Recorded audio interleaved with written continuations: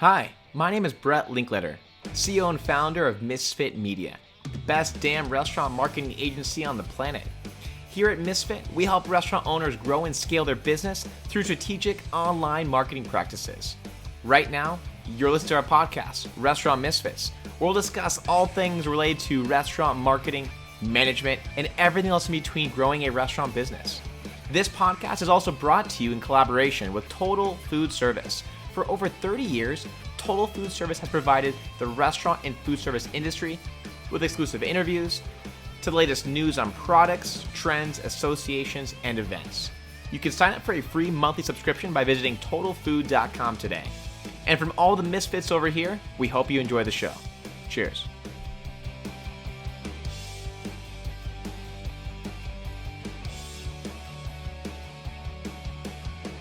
In this episode, I interview David Burke, a really incredible guy. David is wildly successful for being a chef, restaurateur, and businessman who is fueled by passion, grit, and a knack for artful innovation. To many people, he is considered a leading pioneer in American cooking and is also recognized internationally for his revolutionary techniques, exceptional skills, and successful restaurant empire, and also his many TV appearances. We spoke on a variety of topics, from how he adapted because of COVID, how he is finding new ways to bring in new revenue outside of just his restaurants, overall, what's led him to his successes, but then also, what he has coming this year, right?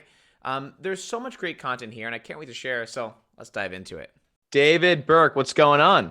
Hi. How are you? I'm doing. Snowstorm coming. You said there's a snowstorm coming? Yeah. You guys are in New York, right? In New York, we got 10 inches of snow coming tonight and tomorrow. But Got it. okay. We've been hit with worse all year. Any fun plans for the holidays yet? Well, I'm sitting in a new restaurant we opened a week ago in East Brunswick, New Jersey. It's called Orchard Park by David Burke. And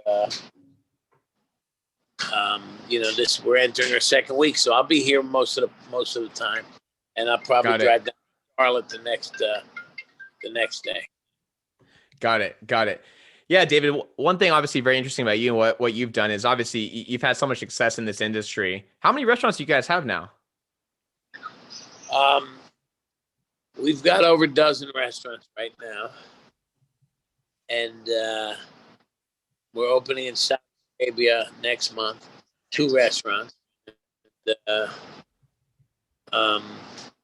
We continue to explore the markets outside the big cities, outside of New York, New Jersey, the suburbs of Philadelphia, New York, maybe DC, anything on the eastern seaboard we seem to like right now. But New York City right now is not very favorable for us. Absolutely, as I can imagine. I've been noticing also something we've seen on our end is obviously all the protests going on right now. Have you guys anything on the protests, or what's that been like for you guys over there? We've been focused on staying positive and working hard in New Jersey. I mean, I agree with the protesting for the restaurant industry. It needs to be done. We're just removed from New York right now. We're dug deep in New Jersey and working hard. I go to New York 2 weeks now to sign paychecks. There's literally no business for us there right now. It's a losing proposition. Wow. Yeah, I mean, that's something that I think is really scary. I mean, for most restaurateurs in the New York area, and obviously a lot of people I've seen move out of New York because of this. I mean, on your guys' end, so you guys have about a little over a dozen restaurants. How many restaurants in New York versus New Jersey? We have 3 in New York City. We have 4 currently open in New York, in New Jersey, and 3 more signed in New Jersey. So we'll have 7 in New Jersey before summertime. So we're focused. We're in DC. We have 2 in North Carolina, 1 in Colorado, and we're opening 2 in Saudi Arabia. Oh wow! One is next month, and the second one's probably 6 months later in Saudi. So we're still fielding opportunities for fast casual concept. Most of these are brick and mortar restaurants. management deals, license deals, and or leases. But we have something. We have a fast casual concept that got side. We're going to partner with Bloomingdale's, and that's probably going to start get revved up sometime after the holidays are over. But like I said, COVID kind of sidetracked quite a bit of what we were doing. Absolutely. Not quite a bit. Actually, we did a lot during COVID. It's just that some of the things had to be sidelined, especially in the department store aspect and the retail centers. So the malls. Absolutely. You said obviously COVID sidetracked you, and obviously it has for everyone, but it seems like even though through this, you guys have had a lot of success, obviously. Is the change to fast casual something you were planning on, or is the change to fast casual something that was influenced by COVID, just out of curiosity?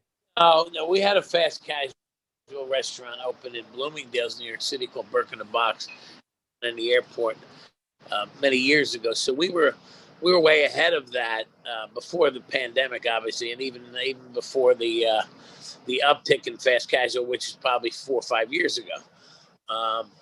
It's something I think chefs like myself are good at. We're very creative, packaging, and we certainly know how to cook. And we need to eventually find a concept that can make us money while we sleep, because the fine dining restaurant, as branded guys like myself, celebrity chefs, there's only so many places you can be any given night with your name on the door, and people want to see you. So, retail business, pots and pans business for us is very good. We sell our branded pots and pans in TJ Maxx and Marshalls and Home Goods, and we're working on another high-end line. So we have streams of income besides brick and mortar restaurant, which we got crushed this year. So luckily we were a little bit diversified. Fantastic. So you're saying you have a whole line of retail products as well? Yeah, and we're going to look into doing more of that. We also started doing the virtual cooking classes. I have a puppet I cook with on Instagram, as silly as it sounds. He made about $50,000 last year. And the good thing about him making money is I get to keep it. So his name is Left. Amazing. You said one thing you said you're doing virtual cooking classes. Is that a new thing because of COVID, or have you guys always been doing that? That's because of COVID. 100% born out of the necessity to stay active and develop some income streams working at home. Got it. And is that something that what's that look like? Just out of curiosity, is that something like you host like a Zoom conference call and you have people book up certain times? How many people are typically doing a class with you? What we do is I mail out a meal kit to you, the same meal kit I'm going to cook from, the recipe, and I cook it with you. So you're at home cooking it while I'm at my home cooking it, walking through the steps, answering questions. I think it's on a Zoom. How are our virtual classes done? On Zoom. They're on Zoom. And Nice. I'm in my kitchen, and people ask questions in real time. Or should I pound the filet mignon? Or how do I know when it's ready? Blah, blah, blah. You know what? We do it for about an hour, sometimes a Q&A session.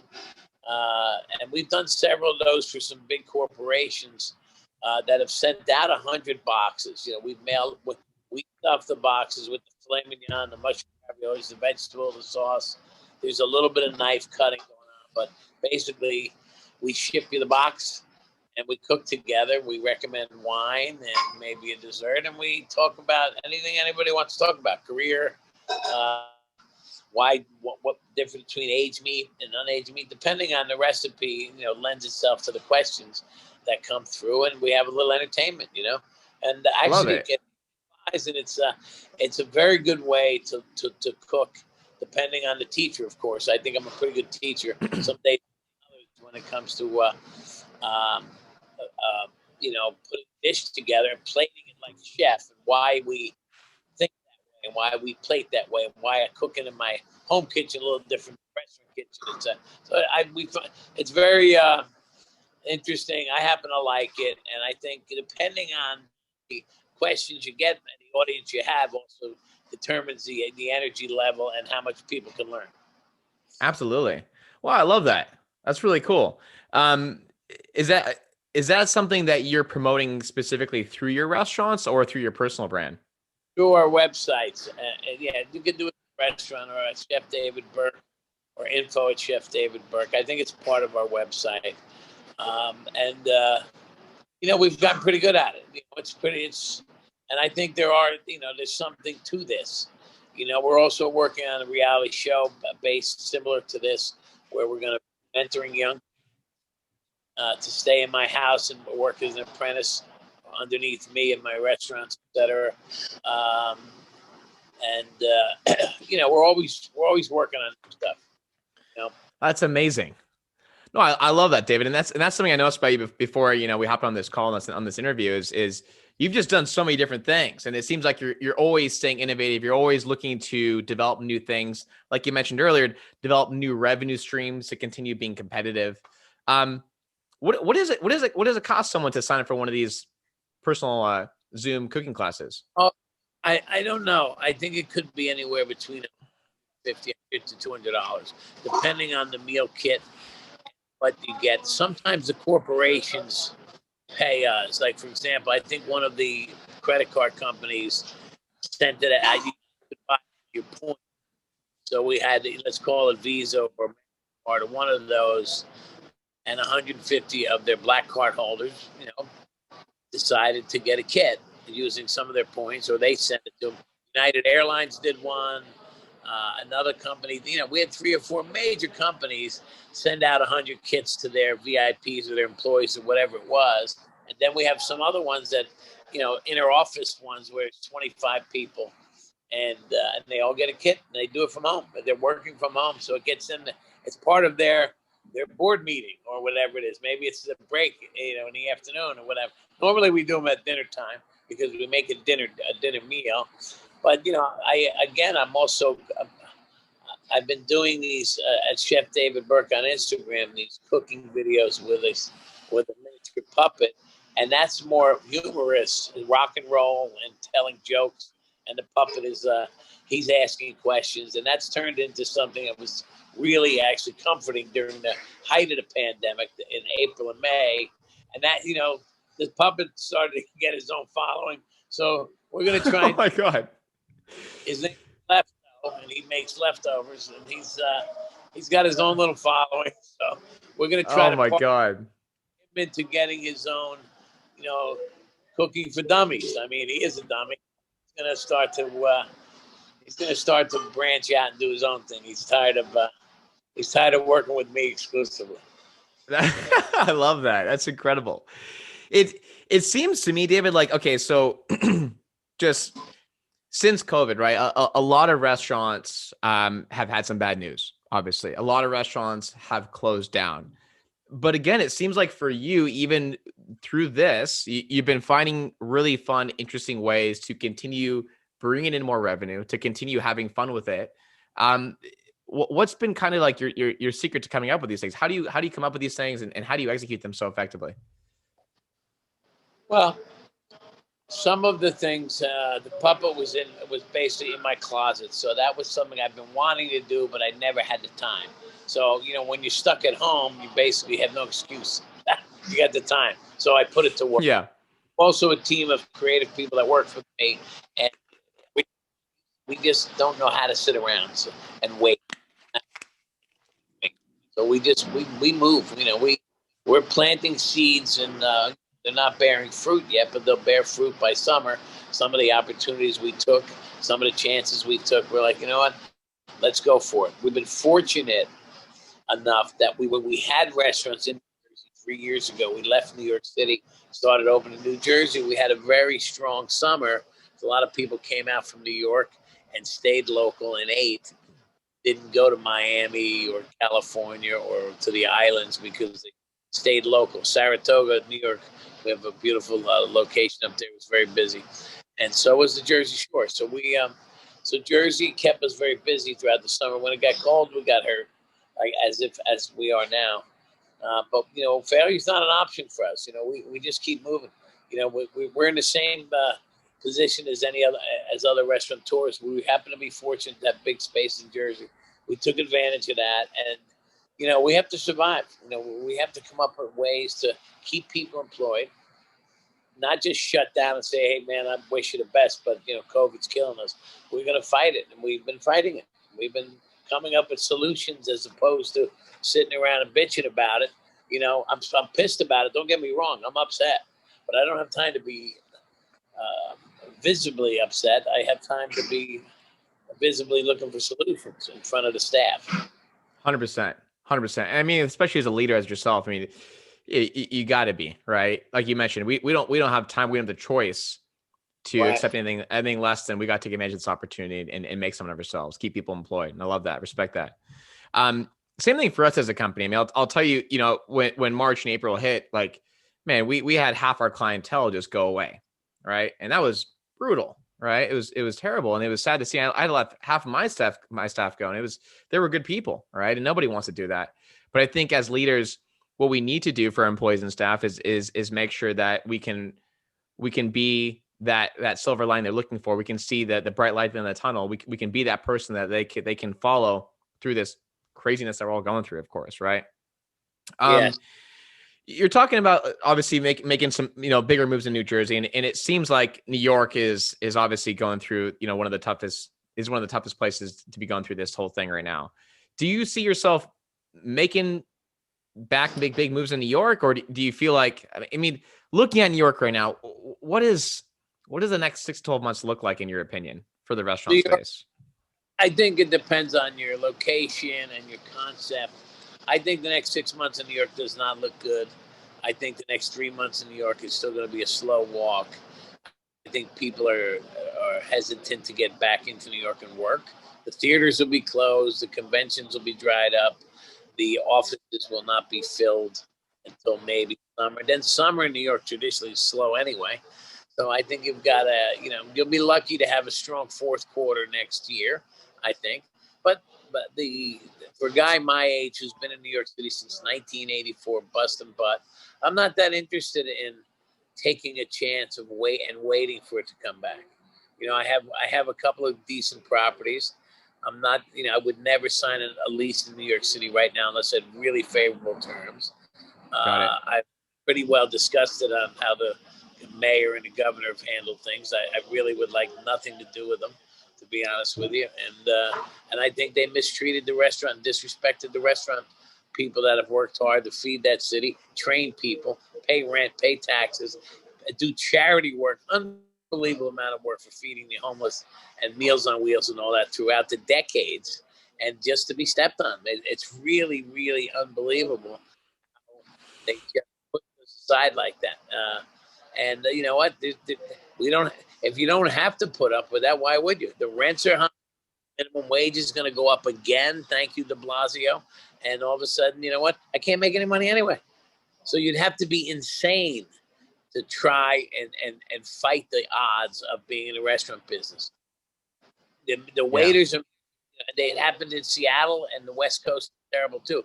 Independent entrepreneurs, restaurateurs that put their life on the line and their money to be the small business owner are being de-incentivized. 100%. Hello. I know. Yeah, 100%. Now it is such a scary thing. I mean, I'll tell you, we're based in Los Angeles, and same thing happened here just a couple of weeks ago. They completely shut down even outdoor dining, right? And there's no evidence to point that, hey, restaurants are behind spreading the virus. There's no evidence behind that. But there is evidence that the NFL and the NBA players are spreading the virus, and they still let them play. Right? Yeah. Right. Right. And it can be spread in an elevator, and I see plenty of high rises in New York where there's no way in hell 2 people can go in an elevator and you'd get the 400 people up there in a timely fashion to get back to their apartment. So there's all kinds of what ifs and buts and all this stuff. So, but the restaurant industry, and since the beginning, the restaurant industry has been singled out as almost as if COVID was a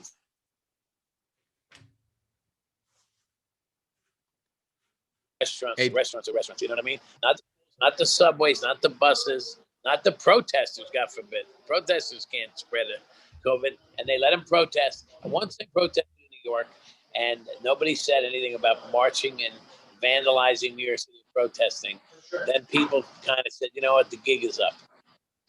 Got it. So No, yeah, you're saying you kind of feel like it's almost like it's restaurants have been targeted essentially a little bit. The food industry. Well, we're not big fight the airlines. I mean, if you can sit on a plane shoulder to shoulder with somebody for 6 hours, and you're going to tell me that there's no chance of spreading a disease because their ventilation system is good. But shopping in a mall during Christmas time right now, where it's wall to wall, and nobody can social distance because nobody's counting bodies, is okay. It's just not fair. I don't, it's just not fair. I'm all being safe, but I'm also being fair. And they're not people that run restaurants like who know what sanitation is, who understand that want to protect their employees and their own selves. They're completely disregarding our ability to manage people. 100%. But they trust to manage an 8-year-old. Yeah. But see, and so why is this? I mean, why, like, I completely agree with you on all this stuff. And I think we're all wondering, like, why is this the case? Why are, if they are doing this, why are they targeting the food industry? Well, because we're a huge employer. And at one point we had they wanted, in my opinion, I think that politically they wanted to keep the unemployment numbers very high. And if you shut the restaurants down, you keep the unemployment numbers very high. You can make one political party look bad. Now, what they're doing about it now is, I don't know, it's a distraction, or they seem to think there's no science behind the fact that restaurants spread COVID more so than being at home. So let's push everybody home for the holidays, which will create more COVID than letting them go out in the restaurant. I know there's some restaurants that are breaking the rules. I know there are some. Why don't they police the restaurants instead of telling us to police it ourselves or penalizing us? So, yeah. They'd rather unemploy 30 people. The average restaurant employs 30 people almost. So let's make employment where they should have put 2 health inspectors in every restaurant and paid them instead of paying 30 people unemployment. They could have policed the situation and give us passing or failing grades based on how we dealt with COVID. That would have been a fair opportunity. Yep. I agree. It's just it's wild what's going on. I mean, politically, like what's happened this year. I mean, it's hard to believe that there's science behind this other than some kind of political agenda. Honestly, in my opinion, whatever the case, it obviously hasn't been very favorable, especially New York.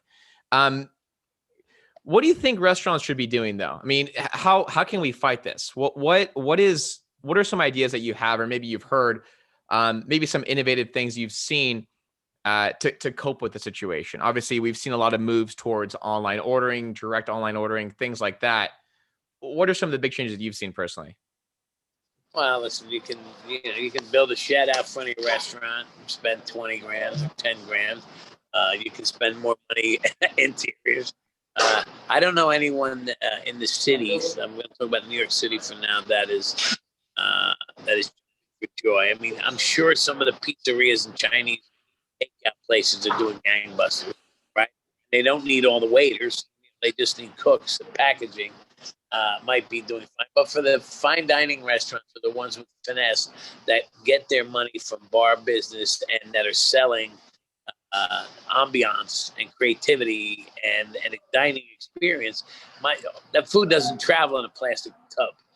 My Bronzino is not the same in a plastic boat as it is on a plate with the right music and the right garnishes and a candle and this and that and the other. So you take that away, that $40 doesn't translate. So I'm not going to rush back to order that, and it's overcooked by the time it comes. So not every menu is built for takeout, and you could adjust that. But people don't think of David Burke when it comes to takeout food. They don't think of certain chefs when they think of Wuhan Yap or whatever you want, or Tony's Pizzeria or the Burger Joint, whatever it is, because it's takeout. And to be honest with you, I wouldn't want to spend $100 for a 3-course meal from a fancy restaurant delivered to my house that was in the back of an Uber for an hour and a half. I agree. No, you make a very valid point. I mean, I'll tell you just. And then we have to work. Why should we have to redesign our business model because of a few politicians? And we can. We're resilient. We're strong. We're adaptable. We're creative. But now we're pissed. We're pissed. Rightfully so. And we're gonna get hungry. and we're used to eating a lot of food when we're hungry, and it's going down. So, like I said, we're keeping positive and doing everything we can, but you know what? The wind is out of our sails. At least, and there's a little bit of hope always, but we're not happy about it. And there's certainly no respect for, at least on my side, for what these people have done for us, lack of what they've done to us, and the lack of what they've done for us, especially in the simple thing called communication. There's been a lack of communication as to when we close, when we open, what's happening, what we're doing. So we can't even plan. I can't even tell one of my chefs or employees, why don't you go home for 3 months? Why don't you go back and visit your family? I can't even give anybody any concrete data. Yeah. Do you think it's a state problem or a federal problem politically? I think it's a federal problem. I think New York has its own problems with each thing, but I think there's an attitude problem with government right now, and power, and and politics, and hate. I think there's a combination of all kinds of things going on, and just the lack of giving a shit. Yeah. I qualified that are in office oftentimes to understand how to manage anything. Because office their whole careers haven't managed the business. They're not solution driven. Yeah. No, it's wild. And I think you're absolutely right. There is an attitude problem with government. There's an attitude problem, I think, right now in our country to some degree, right? The other thing is all the other things that have popped up. I mean, it's just we had a client actually based in Southern California, who's he runs actually 2 restaurant locations. He's Asian, and during the whole BLM movement, I guess some of the restaurants in our area, I don't know if this is a nationwide thing, were receiving discounted rates on some of these third-party apps for being Black-owned businesses. For some reason, this restaurant client of ours got the benefit of being a Black restaurant owner and getting some kind of benefit. He didn't even know this, okay? He got put on their list somehow, was getting some kind of special benefit because of it. Someone then found out that he was on that list. I think it was an employee of his or something. And basically told the public, this guy is pretending to be Black to get this benefit. The guy is such a sweet guy. He had no idea what was going on, gets completely destroyed, gets the most terrible PR because of this, and had no idea. He wasn't trying to take advantage of any kind of system, but it's not even just the government. All these different initiatives popping up, it seems like it's just tough. And he's like, Brett, yeah. I never signed up for to be on the blacklist or whatever you want to call it. I just didn't even know I was on it. And then when someone found out I was, I get all this terrible PR. And so it's not even just the government. It's all these other groups popping up and this and that initiatives. And it's just wild. But with all this being said, with all the bad news, again, there has been a silver lining to all this. It seems like you've still been able to have a lot of success with it. Obviously, you're pushing more in New Jersey right now, which is fantastic. Speaking about technology, though, that seems to be kind of a big trend for a lot of restaurants right now. I know you mentioned that for specifically your restaurants, a lot of them, takeout is somewhat not the best option, obviously. But have you guys made any moves, maybe in store, any new technology changes or shifts to adjust to what we're dealing with now? Yes.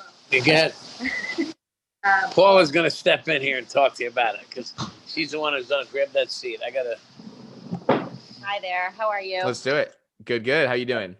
I'm good. So just to reiterate the question that I think I heard was, what technology are we instituting now, pandemic-wise, yes? Yes, exactly. So, the snow just started. From every level, we are basically activating all delivery services in terms of needing to connect directly to the consumer who's going to be buying the meal directly from their house now. Separate from that, actually delivering that food, we're doing all these virtual events, which Chef has been doing a tremendous amount of for large companies, well-known brand names like United Airlines, Verizon, et cetera. that using platforms such as Put Zoom, that address in. IG Live, Pickup, okay. WebEx, 70 well. Google Hangouts, That's Google the- Meet, that's the and then of course the main one that everyone knows, which is Zoom. So, and then with that component, we do meal kits to the house as well. So Meal kits, yeah. Yeah, Do you and then guys- there's all. Go ahead. Do you guys see the whole meal kits, live Zoom tutorials? Is that something you guys think you're going to continue for a while or Yeah. forever? Absolutely. Yeah. Yeah. Very cool. Very cool. And again, I think I asked David earlier, but is this something that you guys are doing at a restaurant level or across the board on all your restaurants? So it's a brand level for Chef Burke. And then we can quarterback each location as needed. But generally speaking, these guests are all over the country, in some cases all over the world, multiple time zones. So that's really the Chef David Burke brand more so than it is the individual unit level. Got it. That's fantastic. What about other things in store? Have you guys, are you guys doing the whole QR code menu thing now or any other kind of tech in store? Yep, definitely. The QR code is something we had to implement right away because everybody was afraid that the virus was on the menu, which we know. But it became an easy thing to do, and we can get customers right to our website and our Instagram pages and such at that point too. So it's sort of an extra level of connectivity to the guests that we didn't have before. Absolutely. Silver lining. Wait, so you're saying that the QR code menu is also driving them to your social media sites? How do you guys have that set up for anyone who's maybe listening to the first, never even tried a QR code menu? Because I think for a lot of people, I'll tell you guys this: a lot of specifically our clients are resistant to the whole QR code menu thing because they're like, they don't want that, But obviously, like you guys just mentioned, there are some other additional benefits. How are you guys set up? There are benefits. We prefer paper. Chef Burke prefers paper, always has, always will. He also prefers phone and make a phone call to make a reservation versus going online as well. So trying to appease all of the clientele that we have and giving them multiple options. Some people are resistant to the QR code, but for the person who wants it, we have it. So we offer both. Okay, got it. But how are you guys doing that? How are you driving someone to your social media sites? Is it something where it's like a little web page, you take them to the menu, and then there's also suggested links or something, or so Instagram? How is that set up? Your Instagram professional account provides you with a QR code that brings you right to that page, right to your Instagram account, and then we have menu listed there so they can click it. Oh, very cool. Right. Or you can create a QR code, which by the way is free and easy to do, and take you straight to the website menu page as well. Nice. Okay, so you're driving them straight to your Instagram then. That's awesome. Very cool. Okay, and then I guess for both of you, right? You guys obviously on the food side, you guys serve delicious food. That there's no doubt about it. But what else makes you guys different? What else are some other reasons that you guys feel like you've been so successful, other than the food side? Branding, marketing, trust, I think execution. We just keep. We're like ever ready bunny on Instagram right now. We just keep pushing, right? And I think you're transparent. Transparency might be a good one. Yeah. Brand, marketing, transparency, trust. And how do you build that trust? I think we communicate quite frequently. Years of execution correctly. Delivering. On the marketing end, talk to us about kind of what you guys are doing there. Is it mostly digital at this point, or what kind of marketing initiatives are you guys pursuing? Yeah, it's almost 100% digital. Everything from Facebook to Instagram. Chef has a newsletter at the corporate level for himself, and then trickling down to each unit, we have newsletters that we communicate with our clientele that way as well. Mm-hmm. Very cool. What about text or email marketing? You guys do any kind of SMS or email initiatives? Email is really the newsletter. That's an email blast, like a MailChimp that you're probably used to get. So that's the email component, and then the text. We've explored it, but we've not actually pulled the trigger on it yet. Okay, got it. And on the ad front, social media, are you guys running any ads or just posting organically? Well, we use our ads that we use our posts and then promote them. Got it. And at this point, it seems like not much traditional stuff, just purely digital. Traditional, you mean print? Very little. Very little. We do definitely editorial pieces occasionally when we're asked to do it, but not paid for editorial. So not paid advertising. Got it. And so looking at your guys' business, I know David mentioned that he's not really looking to make any strong moves right now in New York for at least for the next foreseeable 6 to 12 months. It looks like, right? Which I don't blame him, right? It's a tough place to be going into business right now. If you guys are looking at further expansion, are you guys looking at New Jersey or specifically? Are there any other areas? I know you said Saudi Arabia as well. What are some areas you're looking into right now, and why? North Carolina, DC, Philadelphia, Boston, New York. New York State, New Jersey, those areas. Yep.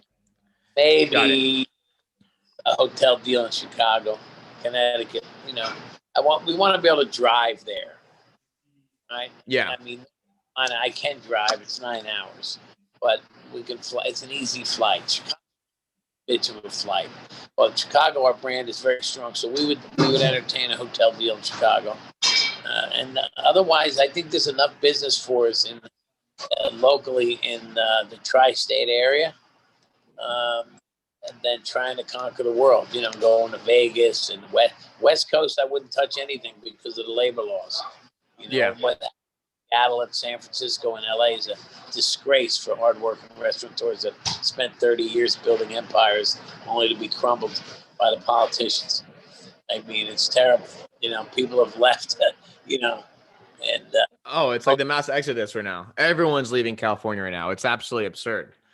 Believe me, our agency is based in Culver City, Los Angeles. So, I've looked at other opportunities because you're right. Running a business in California is becoming brutal.